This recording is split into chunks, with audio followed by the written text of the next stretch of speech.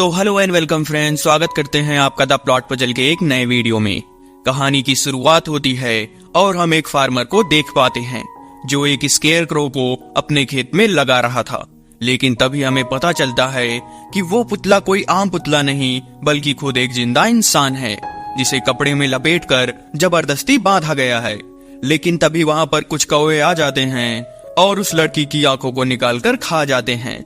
इसके बाद scene shift होता है और हम चार दोस्तों के ग्रुप को देख पाते हैं जिसमें 2 लड़कियां और 2 लड़के थे, जिसमें एना, फरबी, एली और उसका साथी डिवॉन था। वो चारों अपनी छुट्टियां बिताने के लिए एक हाइकिंग पर जाने वाले थे, लेकिन रास्ते में एना गाड़ी को रुकवा देती है और फ्रेश होने के लिए एना और डिवॉन कार से बाहर चले जाते हैं। अब गाड़ी में बस फरबी और एली ही बचे थे। वो दोनों आपस में बातें कर रहे थे, लेकिन तभी उनकी कार के शीशे पर कोई चीज गिरती है। जब वो लोग उसे देखते हैं तब उन्हें पता चलता है कि ये तो किसी इंसान का अंगूठा है। उस अंगूठे को देखकर एली बहुत डर जाता है। असल में वो अंगूठा आसमान में उड़ रहे पंछियों से गिरा था। फरबी जल्दी से गाड़ी के वाइपर को ऑन करता है ताकि वो अंगूठा नीचे गिर जाए, लेकिन उस अंगूठे में लगा खून उस कार के शीशे पर फैलने लगता है। इसीलिए एली कार से बाहर आकर एना और डिवॉन को अपनी बातों में फंसाए रखता है ताकि वो उस कटे हुए अंगूठों को बाहर फेंक सके। और तब तक फरबी सब कुछ साफ कर देता है और सबको बताता है कि यहाँ से कुछ ही दूरी पर एक सुंदर लेक है जहाँ पर हमें जाकर आज की शाम को बिताना चाहिए। उसकी बातें सुनकर उसके बाकी साथी भी उसके बात से एग्री करते हैं और वो चारों नए एडवेंचर पर निकल जाते हैं। वो अपने कार को वहीं पर पार्क कर देते हैं और खुद पैदल ही आगे बढ़ने लगते हैं। कुछ दूर चलते ही उन्हें एक बोर्ड दिखता है जिसमें साफ साफ लिखा था कि आगे जाना बहुत खतरनाक हो सकता है, लेकिन वो सब उस बोर्ड को इग्नोर कर अपने रास्ते पर आगे बढ़ जाते हैं।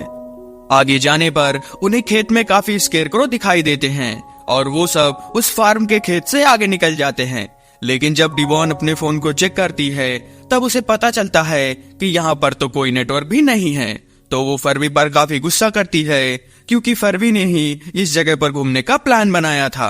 आगे जाने पर एना को एक कौवा इंसानी उंगली खाते हुए दिखता है, जिसे देखकर वो बहुत डर जाती है। लेकिन तब फरबी उसे समझाता है कि वो कोई अंगूठा नहीं बल्कि एक कीड़ा था। उसकी बातों से वो सभी रिलैक्स होते, लेकिन हम उसी वक्त एक आदमी को देख पाते हैं। वो अपने मुंह में लगे नकाब को बाहर निकालता है और जोर जोर से चिल्लाकर मदद मांगता है। लेकिन तभी वहां पर वही फार्मर आ जाता है और उसे रस्सी में फंसाकर नीचे गिराकर उसे जान से मार देता है। इधर काफी देर चलने की वजह से वो चारों बहुत थक गए थे, तो फरबी और एली उन दोनों को आराम करने को बोलकर खुद लेक ढूंढने निकल जाते हैं। लेकिन हम देख पाते हैं कि कोई चीज एना और डिवान का झाड़ियों में पीछा कर रहा है। ऊपर आने पर फरबी अपने सामने एक ब्यूटीफुल लेक को देखता है, तो वो एना और डिवान को भी ऊपर बुला लेता है।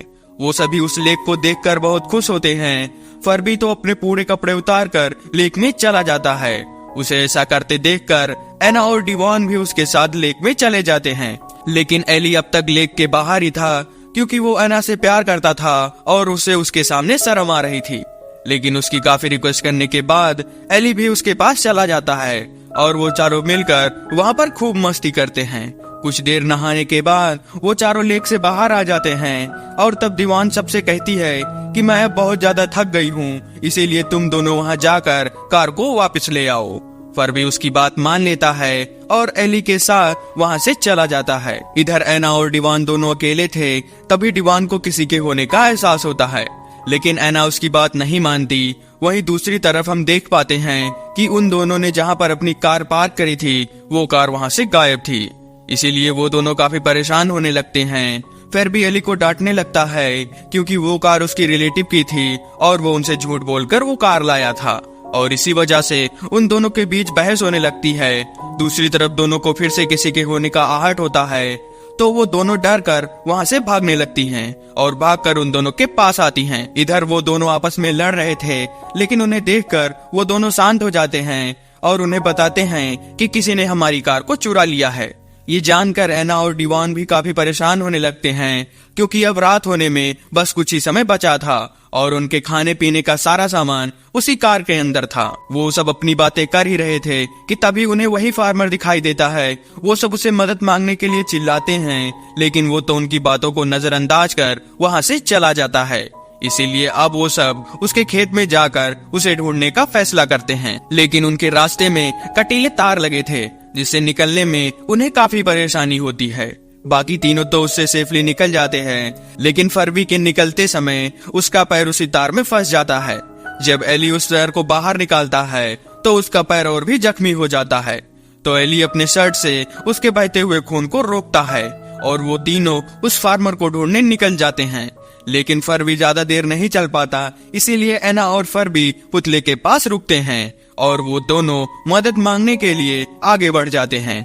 लेकिन वो खेत काफी बड़ा था, जिससे उन्हें कोई रास्ता नहीं मिलता और वो उसी खेत में खो जाते हैं। धीरे धीरे शाम हो जाती है। इधर हम फरवी को देख पाते हैं, जिसका दर्द काफी बढ़ रहा था और वो अना से सिगरेट पिलाने को बोलता है। दूसरी तरफ हम देख पाते हैं कि एली को किसी चीज की आहट होती है, तो वो पीछे मुड़कर देखती है तो उसे वही फार्मर उस पर हमला कर देता है।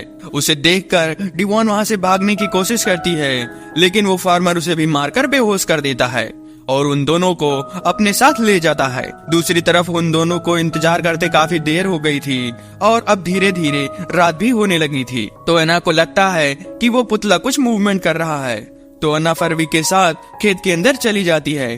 दूसरी तरफ हम उसी किसान को देख पाते हैं जो एली की बॉडी को अपने घर में ले आता है, और हम ये भी देख पाते हैं कि उसने और भी लोगों को बंदी बना रखा है।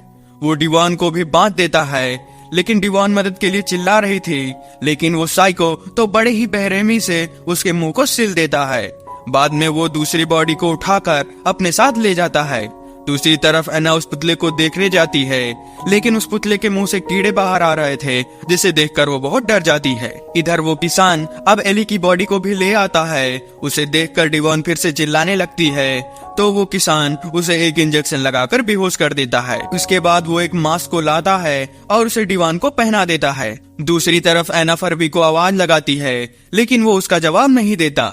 इस बात से एना बहुत डर जाती है, लेकिन तभी वहाँ पर एक इंसान आ जाता है और वो एना को समझाता है कि उन्हें यहाँ से जल्दी भाग जाना होगा। वो एना को बताता है कि जो इंसान सभी को मार रहा है वो असल में उसका पिता है। कुछ सालों पहले मेरी माँ के गुजर जाने से उनको एक बहुत ही बड़ा सदमा लगा और वो एक साइको में बदल गए, और जो कोई भी इस बॉर्डर को क्रॉस करता है वो उन्हें मारकर अपने खेत में गाड़ देते हैं। वो दोनों बातें कर ही रहे थे कि तभी कोई बाहर से उनके दरवाजे को खटखटाने लगता है। वो आदमी एना को छुपने को बोलता है और खुद दरवाजे को खोल देता है, जहाँ पर उसका डैड फरवी को अपने साथ लाता है। वो दोनों मिलकर उसकी बॉडी को बांधने लगते हैं और वो किसान उसके हाथों में कीले ठोकने लगता है, जिसे देखकर एना बहुत घबरा जाती है और वहाँ से बाहर निकलकर उसे रोकने की कोशिश करती है। लेकिन वो किसान तो उसे पीट पीट कर बेहोश कर देता है और वो दोनों एली को बाहर ले जाते हैं और उसे भी स्केरक्रो की जगह पर गाड़ देते हैं। वहाँ जब एना को होश आता है तो वो खुद को बंधा हुआ देख पाती है। तभी उसके पास वही इंसान आता है और वो उसकी रस्सियों को खोल देता है और उसे बाहर जाने को बोलता है। वो उसे एक टॉर्च देता है और उसे कहता है कि अगर तुम जिस रास्ते से आए थे उसी रास्ते को फॉलो करोगे तो तुम्हारी जान बच जाएगी। लेकिन तभी उसका साइको डैड भी वहाँ आ जाता है। वो इंसान इस बार हिम्मत करके उसे रोकने की कोशिश करता है और उसी का फायदा उठाकर एना वहाँ से भागने लगती है। उसके जाने के बाद वो लड़का अपने डैड से माफी मांगता है, लेकिन वो साइको तो अपने ही बेटे को उसके चाकू से मार देता है। इधर एना खेत से भागने की कोशिश करती है, लेकिन अब तक उसे कोई रास्ता नहीं मिलता। लेकिन तभी उसे एक पुतला दिखाई देता है, जिसे वो एली समझकर उसके पास जाती है, लेकिन वो तो खुद ही वही किसान था। उसे देखकर एना वहाँ से भागती है, लेकिन वो किसान भी उसका पीछा करता है और उसे मारने की कोशिश करता है। लेकिन एना उसे जख्मी कर वहाँ से भागने लगती है। भागते हुए उसे किसी के रोने की आवाज आती है। जब एना उसे देखने जाती है तो उसे फरवी दिखाई देता है, जिसके हाथों में कीले ठोककर उसे भी टांग दिया गया था। एना उसके हाथों से कीले निकालने की बहुत कोशिश करती है, लेकिन तभी वो साइको वहाँ पर आ जाता है और उस पर अटैक कर देता है।